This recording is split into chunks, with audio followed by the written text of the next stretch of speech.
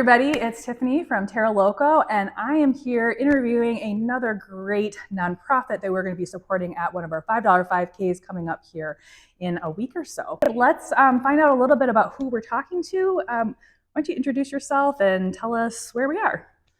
My name is Angie Severson, and I'm the Executive Director of Miss Angie's Place, and we are located in Pine Island, Minnesota. And so tell us a little bit about what is Miss Angie's Place? What's the goal or the mission? Yeah. So Miss Angie's Place started in 2021. 2022, we became a nonprofit. But Miss Angie's Place was born out of the idea that I really wanted to have some place where everybody felt welcome. Mm-hmm. And this was following a career in teaching during the pandemic.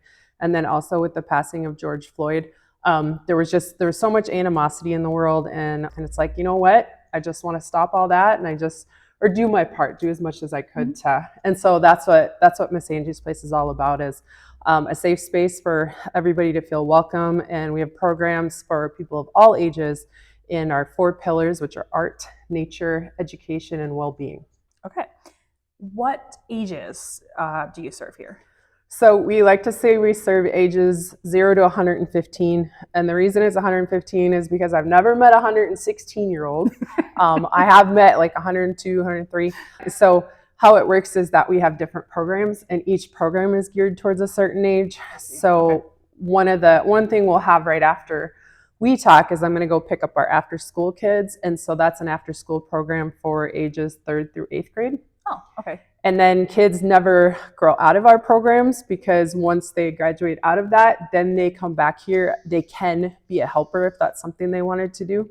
And so we do have a handful of kids do that. Okay. And then on the other side of it, we also have an adult yoga class. That's Mondays in the evening. So really, truly all ages. Yep.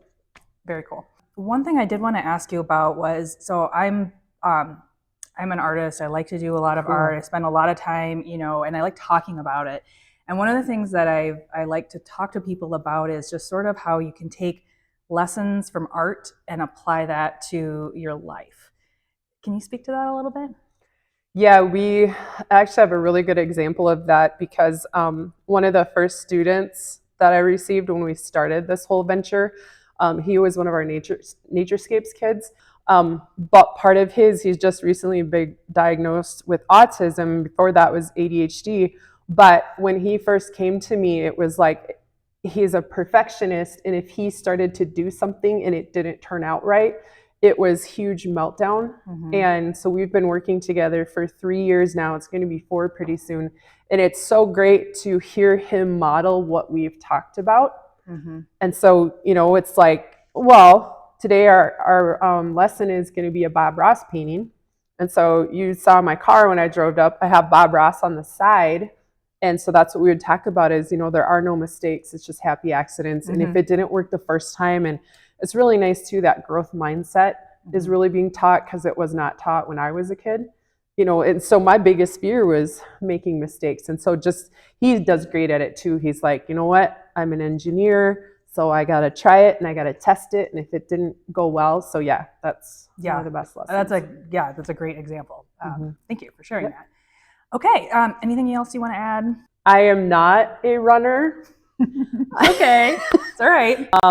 But when I did run for a little while, it is like the best exercise, and all you need is a pair of shoes. Mm-hmm. And that's where you guys come in. Yeah. Well, the one great thing about the $5 5Ks is it's all about forward motion. So whether you run or walk or rollerblade or bike or whatever, it's all about forward motion. You can rollerblade. You can rollerblade, you can bicycle, you can scooter, forward motion. So. I love rollerblades. Okay. Yeah. That's what I'll do then. Perfect. And we are going to bring all our bunnies too. Uh-oh. Yep. Okay. Yeah, we were super excited to do this race right before Easter, because I'm now a crazy bunny lady. Like, we got 2, and then all of a sudden we got another one. So we had 3, and then we got a girlfriend for this guy who keeps running around. And so now for the past 2 years, we've had baby lion head rabbits. They're the cutest things ever. So they will be with us at the race on April 14th. Oh, that is really exciting. Okay, good to know. Okay. Mm-hmm. Fantastic. Well, thank you so much for Yeah. talking with me today. I really appreciate it. Thank you for talking to our audience. And we are really looking forward to seeing everybody on April 14th and petting some bunnies and raising some funds. So, all right. Thank you. See you guys. Have a good day.